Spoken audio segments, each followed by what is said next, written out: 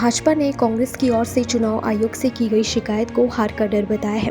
भाजपा प्रदेश प्रवक्ता सुरेश जोशी ने गुरुवार को तंज करते हुए कहा कि चुनाव से पहले मशीनरी का दुरुपयोग और चुनाव के बाद ईवीएम गड़बड़ी के झूठे आरोपों से जनता वाकिफ है, लिहाजा उनका मत केदार घाटी में विकास के पक्ष में एक तरफा पड़ना निश्चित है। जोशी ने कहा कि कांग्रेस ने झूठ, भ्रम और बेबुनियाद आरोपों को अपनी रणनीति का अहम हिस्सा बना लिया है। यही वजह है कि इसके विचारहीन एवं मुद्दाहीन नेता विकास कार्यों को अवरुद्ध करने एवं प्रदेश की छवि बिगाड़ने के प्रयास में जुटे रहते हैं। चुनाव आयोग से सरकारी मशीनरी के दुरुपयोग के आरोप भी उनकी इसी रणनीति का हिस्सा है।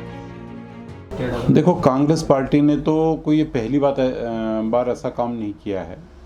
अभी आपने हरियाणा के चुनाव में कितना झूठ बोला था, उसका नतीजा क्या निकला। जब देश का चुनाव हुआ तो उन्होंने कहा कि साहब हम तो संविधान बदलने वाली पार्टी हैं, संविधान बचाना है, उसका क्या असर हुआ।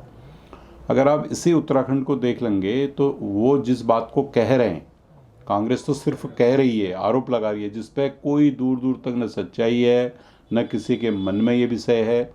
लेकिन हमने जब 2022 का चुनाव लड़ा था उसमें कांग्रेस के मुस्लिम तुष्टीकरण की नीति का उनका वो आदेश जो उनके मुख्यमंत्री के द्वारा जारी हुआ कि हम जुम्मे की नमाज की छुट्टी देंगे, वो हमने दिखाया ना, आपको दिखाया। आज उसी तरह उन्होंने कर्नाटक के अंदर, हिमाचल के अंदर जो वादे किए थे ऑन द रिकॉर्ड, आप लोगों की प्रेस कॉन्फ्रेंस करके उन्होंने किए थे, एक भी वादा ऐसा नहीं है जिसको कांग्रेस ने पूरा किया।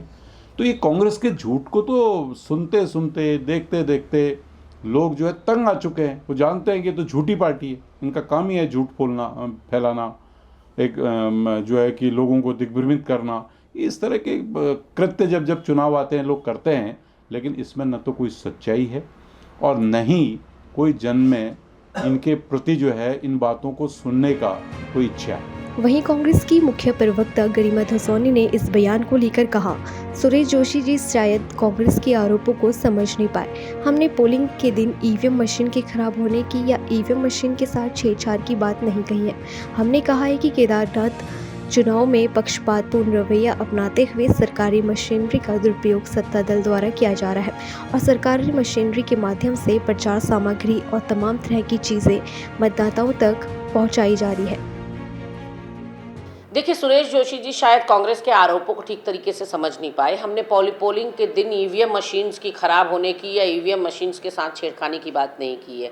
हमने कहा है कि केदारनाथ चुनाव में पक्षपातपूर्ण रवैया अपनाते हुए सरकारी मशीनरी का दुरुपयोग सत्तारूढ़ दल के द्वारा किया जा रहा है और सरकारी मशीनरी के माध्यम से प्रचार सामग्री और तमाम तरह की चीज़ें मतदाताओं तक पहुंचाई जा रही हैं। हमारी गाड़ियों का, विपक्षी दल के प्रत्याशी की गाड़ी या विपक्षी दल के नेताओं की गाड़ियों की छानबीन हो रही है, लेकिन वहाँ हरियाणा नंबर, दिल्ली नंबर की जो गाड़ियाँ घूम रही हैं उसकी कोई भी चेकिंग नहीं हो रही है।